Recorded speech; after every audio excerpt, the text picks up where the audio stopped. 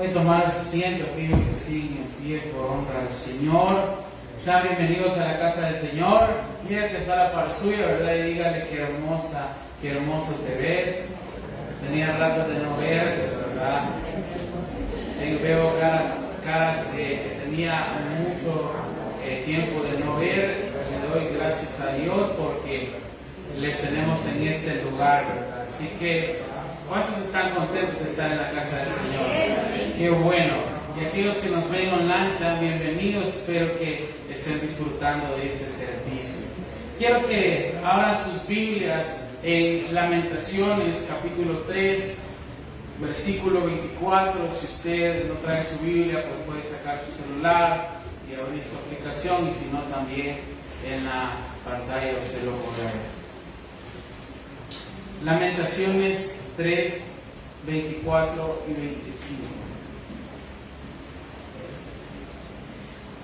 Mi porción es Jehová, dijo mi alma, por tanto en él esperaré.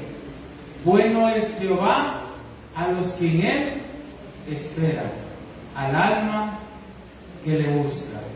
Quiero repetir eso. Bueno es Jehová a los que en él esperan.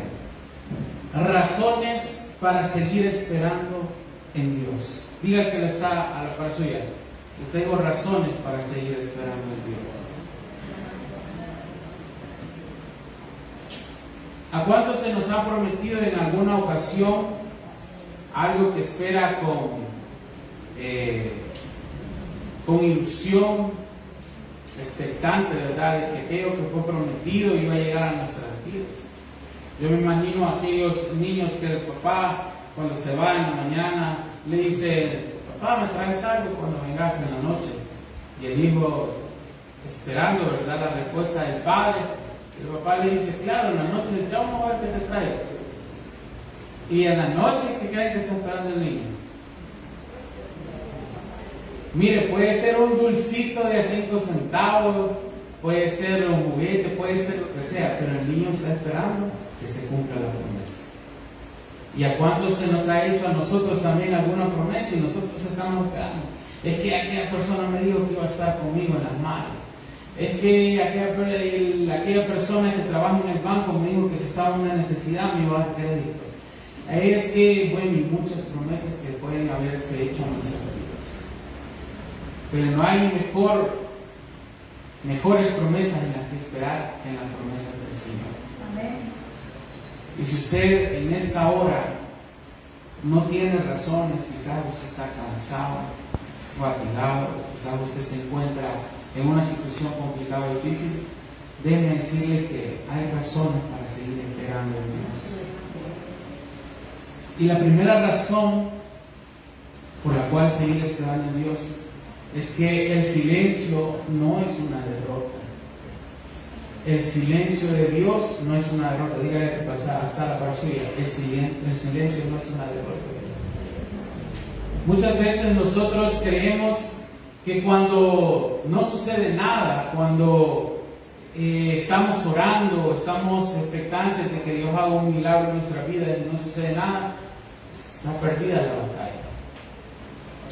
Dice Lamentaciones capítulo 3, su versículo 26: bueno es esperar en silencio la salvación de Jehová.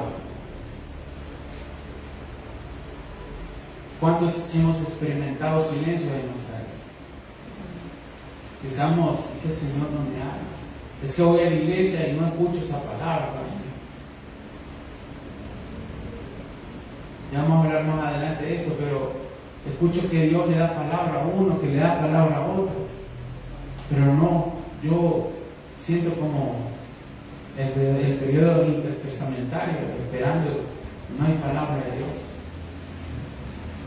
Pero dice Lamentaciones que bueno es esperar en silencio la salvación de Jehová. Si no ves un milagro, si solo ves nubarrones, ¿verdad?, en medio de la dificultad, o no tiene respuesta, no significa que Dios no esté trabajando. No significa que Dios no ha atendido, no ha escuchado tu oración.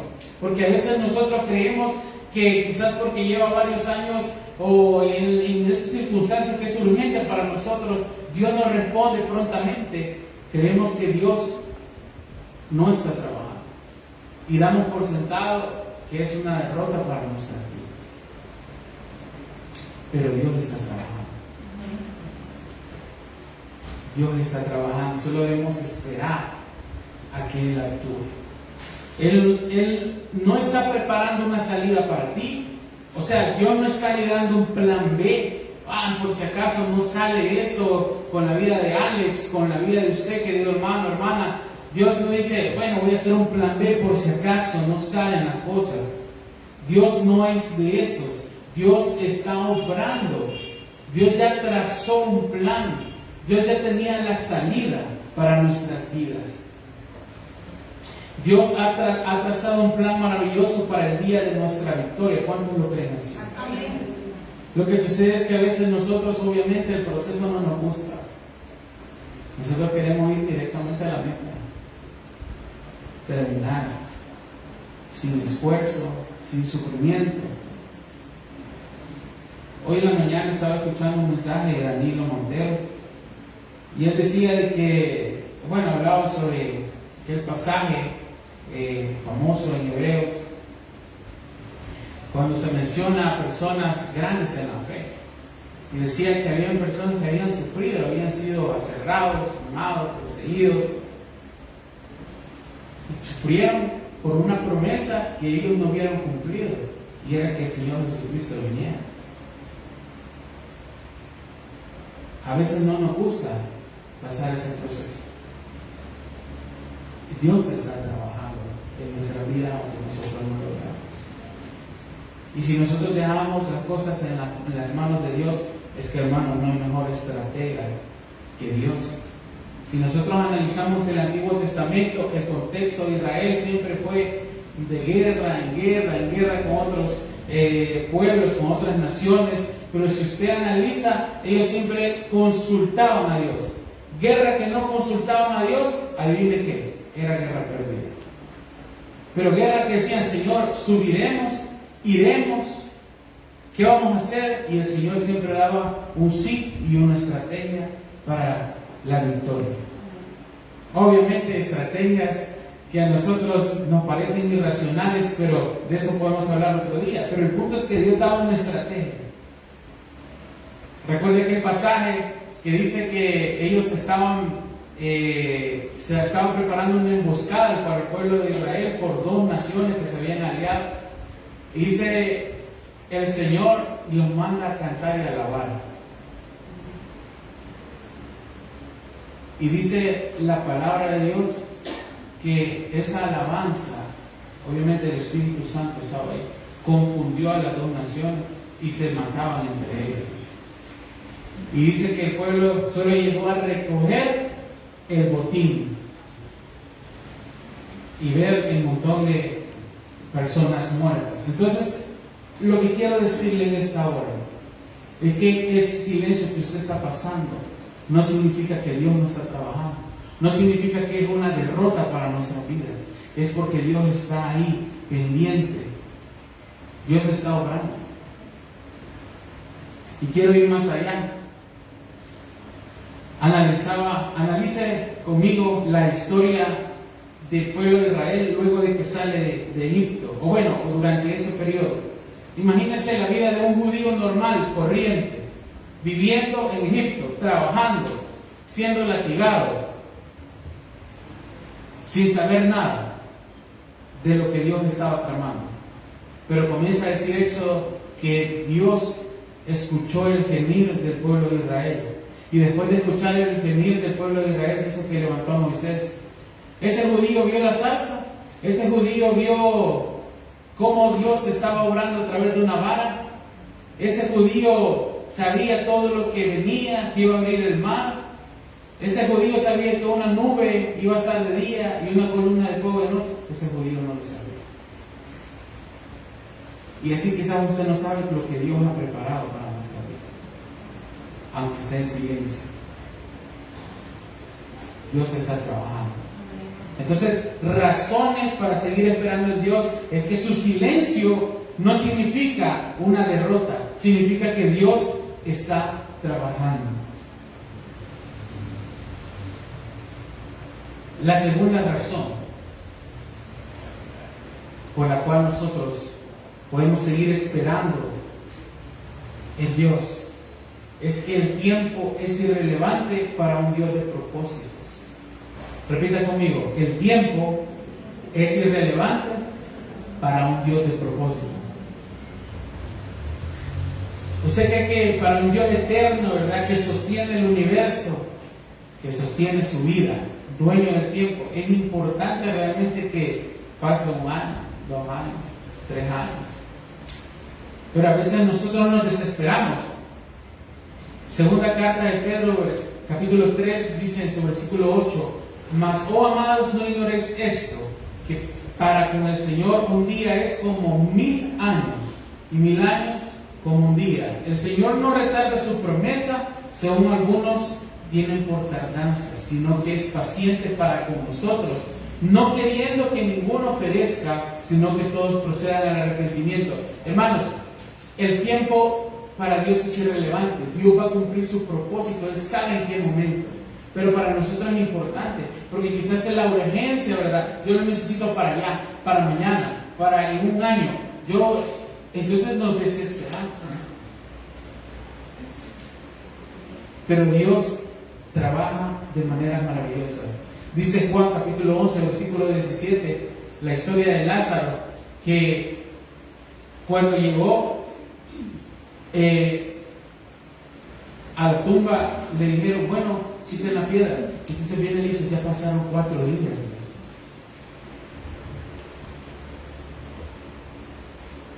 ¿Cuánto tiempo ha pasado? También dice la palabra de Dios en Marcos capítulo 5, versículos 25 y 26.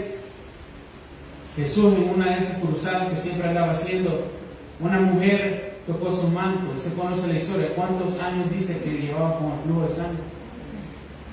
12 años.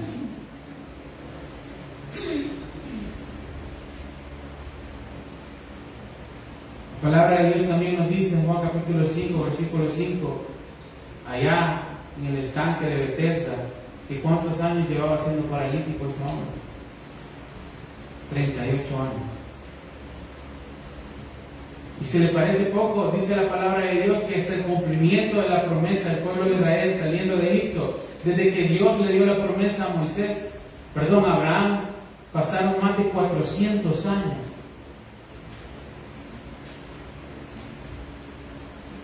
¿Cuánto habían esperado que Dios los dirigiera, que se volviera una nación fuerte, que los llevara a la tierra prometida?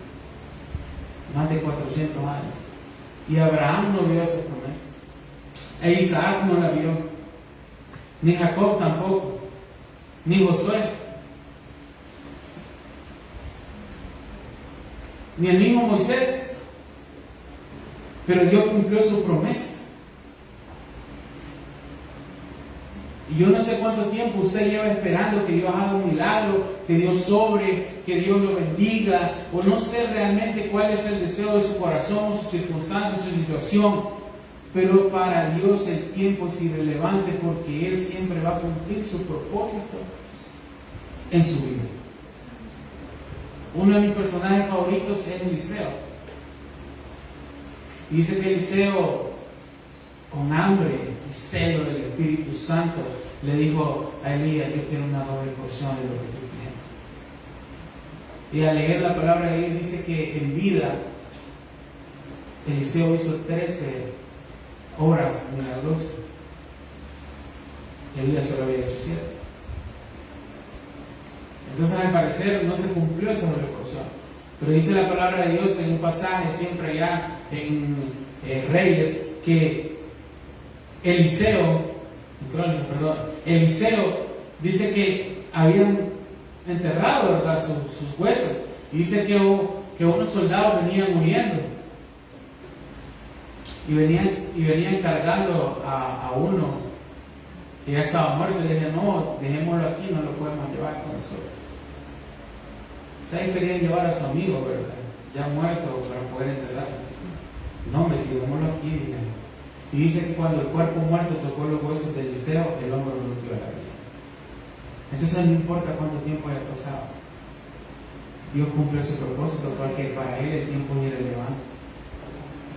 Y yo sé que es duro esperar en Dios. No es fácil. No es fácil decir, Señor, está bien, no importa cuánto tiempo tengan que esperar. Le voy a dar un ejemplo sencillo. ¿Qué sucede cuando una pareja de noviazgo se tarda tanto en casarse? Ahí están ya, mire, se tardaron mucho. Mire que ya es tiempo, ya lleva 3 años, 5 años, que están esperando. Pero las promesas de Dios no se pueden apurar. Él ha prometido algo, lo va a cumplir. No como queremos, no en el tiempo que nosotros deseamos, pero Dios lo va a cumplir. Porque Dios es perfecto en sus tiempos. Y aunque no lo entendamos, Él sabe cuál es nuestro futuro. Él sabe qué es lo mejor para nosotros. Hace unos días hablaba con mi esposa y yo le decía que a veces si a veces uno hubiera recibido los favores de Dios cuando los pedía, quizás no hubiera visto, ¿verdad?, cómo Dios es grande en misericordia, no hubiera dependido totalmente de Dios, o quizás la bendición que Dios le dio hubiera sido desperdiciada, hubiera sido desaprovechada, o nos hubiéramos alejado de Dios, o qué sé yo. Porque a veces Dios nos bendice y nosotros lo que hacemos es pagarle, ¿verdad?, con otra moneda. Entonces, a veces Dios no responde en el momento porque está ya planeando algo mejor. Y usted ve el caso de Lázaro, dice que ya le habían dicho a Jesús, Lázaro está enfermo, está agonizando. Y él dijo, tranquilos. Y le volvieron a decir, no había muerto, Lázaro ha muerto. Tranquilo, eso no es para muerte, sino es para que Dios se glorifique. Entonces Dios tiene mejores planes para nosotros. Y el tiempo es irrelevante para Dios. ¿Cuánto tiempo ha esperado? No importa. ¿Cuánto tiempo va a esperar? Tampoco importa. ¿Dios va a cumplir su promesa? Sí. Eso es lo que importa. De que Dios va a cumplir su promesa. Los obstáculos, tercer punto. Los obstáculos no son más grandes que nuestro Padre. Razones para seguir esperando en Dios es que los obstáculos no son más grandes que el nuestro. Nuestro Dios es mucho más grande que esa prueba, que esa dificultad, que ese problema que usted está pasando. Primera carta de Juan, capítulo 4, dice: hijitos, vosotros sois de Dios y los habéis vencido, porque mayor es el que está en vosotros que el que está en el mundo. Dios es más grande que su problema. Dios es más grande que la prueba que usted está pasando. Dios es más grande que esa enfermedad. Bueno, nosotros lo vimos, yo creo que ya está un poco trillado estarlo diciendo, pero de verdad Dios es maravilloso. Con esta pandemia, realmente, absolutamente todas las instituciones fallaron. Y me va a disculpar lo que le voy a decir ahorita, quizás va a dañar su susceptibilidad, y quizás algunas iglesias también, ¿sí? Pero ¿sabe quién se mantuvo fiel? Dios. Porque hasta los médicos decían: oren por nosotros, porque se reconocían que Dios estaba sanando a personas cuando ellos ya no podían hacer nada. Entonces, los obstáculos son más pequeños que Dios, que es mucho más grande. ¿Qué obstáculos creen que han que han detenido a nuestro poderoso Dios? ¿Usted cree que hay un obstáculo que ha detenido a nuestro poderoso Dios? Y voy a tratar de hacer una paralela con respecto a lo que yo le acabo de decir en el punto anterior. Lázaro. La muerte de un buen amigo detuvo el propósito de Dios. O la incredulidad de sus más allegados detuvo el propósito de Dios. Sobre la mujer del flujo de sangre, una multitud detuvo el propósito de Dios. El diagnóstico de una mujer desahuciada detuvo el propósito de Dios. Dice que había gastado todo su dinero en médicos, pero eso no detuvo el propósito de Dios. El miedo, acuérdense que en ese tiempo una mujer no tenía el valor, ¿verdad?, en la sociedad que servía. Imagínense una mujer enferma. La palabra no lo declara, pero algunos eruditos bíblicos dicen que probablemente ella era, el esposo la había dejado. Una mujer enferma viene y toca a quien se considera en ese momento como un rabí. No, hombre. El miedo no detuvo el propósito de Dios. Sobre el paralítico de Bethesda, que un milagro haya tardado más de 4 décadas, detuvo el propósito de Dios, 38 años. Ser testigo de la obra de Dios en otras personas detuvo el propósito de Dios. Y quizás usted está en ese cabal, encaja ahí. Y usted dice, yo veo cómo Dios hace milagros allá. Yo veo cómo Dios habla allá. Yo veo cómo Dios hace sanidad allá. Y yo veo cómo Dios le habla en sueño. Yo veo que Dios da palabra.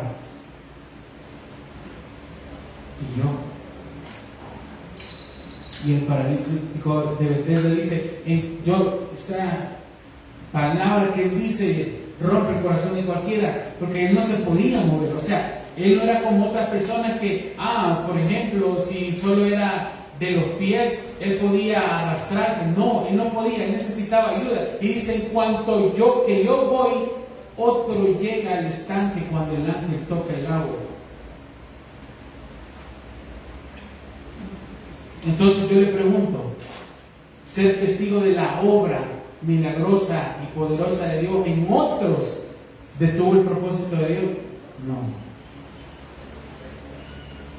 Que sea incapaz de poder alcanzar un milagro, ¿será que eso detuvo a Dios?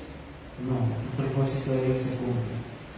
Sobre Israel, una ley que oprimía a todo un pueblo, ¿detuvo el propósito de Dios? No. El pasado de Moisés detuvo el propósito de Dios. Un hombre que, por cierto, le recuerdo, era un asesino.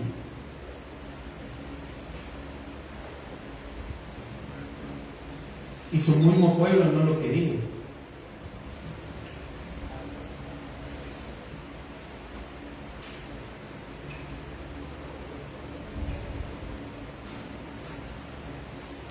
Y se fue forastero. De hecho, le puso a Gersón, ¿verdad? Forastero le puso a su hijo, porque él así se sentía. Extraño. ¿Eso detuvo el propósito de Dios? No. Mis incapacidades detienen el propósito de Dios. ¿Cuántas veces Moisés dijo, no, es que yo no puedo? No detuvo el propósito de Dios. ¿Un emperador duro y frío detuvo el propósito de Dios? Absolutamente no. Entonces, ¿cuál es el obstáculo que crees que en tu vida va a detener a Dios? ¿Cuál crees que es ese obstáculo, ese pero que Dios va a decir, no, ahí ya no voy a orar? No, Dios siempre va a cumplir su propósito en tu vida. La gracia, la misericordia, el poder y el propósito de Dios está en tu vida porque tú eres un hijo de Dios. Dios ya trazó un plan para ti. Dios tiene mejores cosas para ti. Marcos capítulo 9, versículo 23 y 24 dice: Jesús le dijo: si puedes creer, al que cree, todo le es posible. E inmediatamente el padre del muchacho clamó y dijo: creo, ayuda mi incredulidad. Un padre angustiado. ¿Sabe? Nosotros a veces vemos la perspectiva de este pasaje bíblico desde la perspectiva del muchacho endemoniado. Pero imagínense un padre que de pequeño había visto crecer a su hijo endemoniado. Y dice que el demonio intentaba matar al hijo, que lo tiraba al agua, dice, que se lo tiraba en el fuego. Imagínense la angustia de un padre. Por eso, él es el que llega y le dice: Jesús, tus discípulos no pudieron echar fuera el demonio. Entonces Jesús habla con él y le dice: si puedes creer, al que cree, todo le es posible. Quizás usted diga: pero a mí me falta la fe. Pero sea como el padre, le dijo: Señor, yo creo, pero quizás necesito, hay una incredulidad. Yo lo que quiero es que mi hijo sea sano. Y quizás usted ahora le está diciendo: Señor, quizás mi fe no es suficiente, pero de verdad yo lo que quiero es que obres en mi vida. Y Dios va a obrar. También en Juan capítulo 11, versículo 40 dice: Jesús le dijo: ¿no te he dicho que si crees verás la gloria de Dios? Es la palabra de Dios que cuando Jesús le dijo: bueno, quiten la piedra, Marta le dijo: ya pasaron 4 días y ya hiede. Y él le dice: no te he visto, no te he dicho que si crees verás la gloria de Dios. ¿Cuántos necesitamos hoy esa palabra? Y decir: Señor,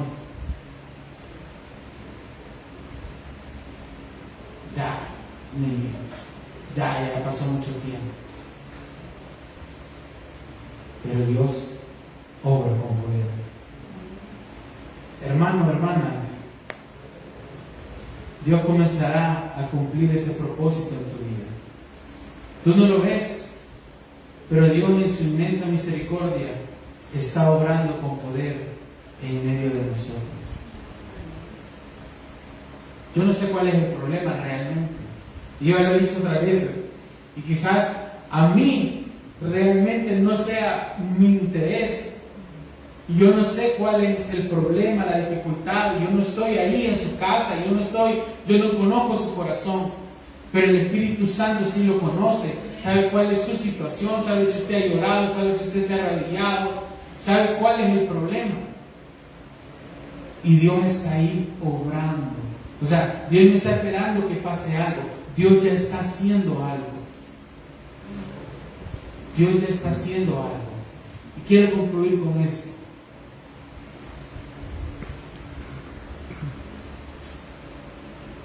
No dejes de orar. No dejes de ayunar. No dejes de interceder. No dejes de creer. No dejes de buscar al Señor. No te canses de levantar tus manos, de doblar rodillas, de resistir las burlas, las batallas. Tus lágrimas no han sido en vano. Quizás algunos ya se rindieron. Quizás algunos dijeron: yo ya no puedo. Y le voy a contar un testimonio para gloria y honra del Señor. Es que Dios es bueno. Hace algunos años, con el permiso de mi madre, que está aquí, hace algunos años, ya va, hermano, con lágrimas en mis ojos, yo le decía a mi mamá: mamá, ¿por qué si yo estoy perseverando vos no querés perseverar? Vos no me enseñaste eso. cómo guiarse el camino del Señor. Si estoy aquí es porque en mi corazón siempre he creído que Dios nos ama, que Dios tiene salvación para nuestra vida. ¿Por qué si yo estoy hoy metido, vos no querés ir? ¿Qué sucede? Mi mamá me dice, y recuerdo esa palabra,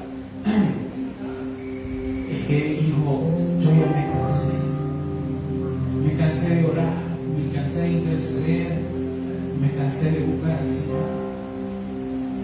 Quizás alguno ahora estaba diciendo, yo ya me cansé de orar, ya me cansé de levantarme en las madrugadas, ya me cansé de arrodillarme, de llegar a la iglesia, que no pase nada. Yo estoy cansado, pero el Señor te da razones para seguir esperando, que no te canses, que digas, Señor, yo creo que tú tienes algo que hacer, y aquí estoy, no tengo las fuerzas y no tengo las ganas, realmente estoy fatigado emocional y espiritualmente, pero aquí estoy. Yo creo que vas a hacer algo en mi vida.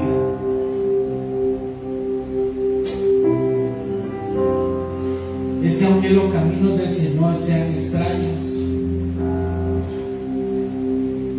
y aunque el propósito de Dios nos parezca ilógico, el fin es de gloria y de victoria. Si hay razones para seguir esperando en Dios, ¿por qué no se pone en pie ahí donde está?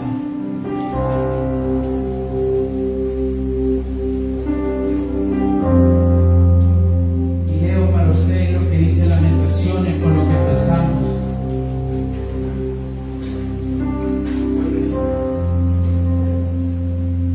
Mi porción. Cuando la palabra dice mi porción, se refiere a que todo aquello que para mí tiene valor, todo aquello que es importante, todo aquello que representa aquello que de verdad yo amo, yo quiero, mi porción, eso significa. Entonces dice mi porción, o sea, lo invaluable, lo mejor, dice, es Jehová. Dijo mi alma, por tanto en él esperaré. Bueno es Jehová a los que en él esperan, al alma que le busca. Yo no sé dónde está su corazón, pero lo que le quiere decir esta palabra es que si lo más importante para usted es Dios, usted debe de esperar en él. Si para usted Dios representa ese, oh Dios mío, mi Padre, ese Dios bueno en que nosotros declaramos, espere en él, porque él va a cumplir un propósito. Y él dice, bueno es Jehová a los que en él esperan, al alma que le busca.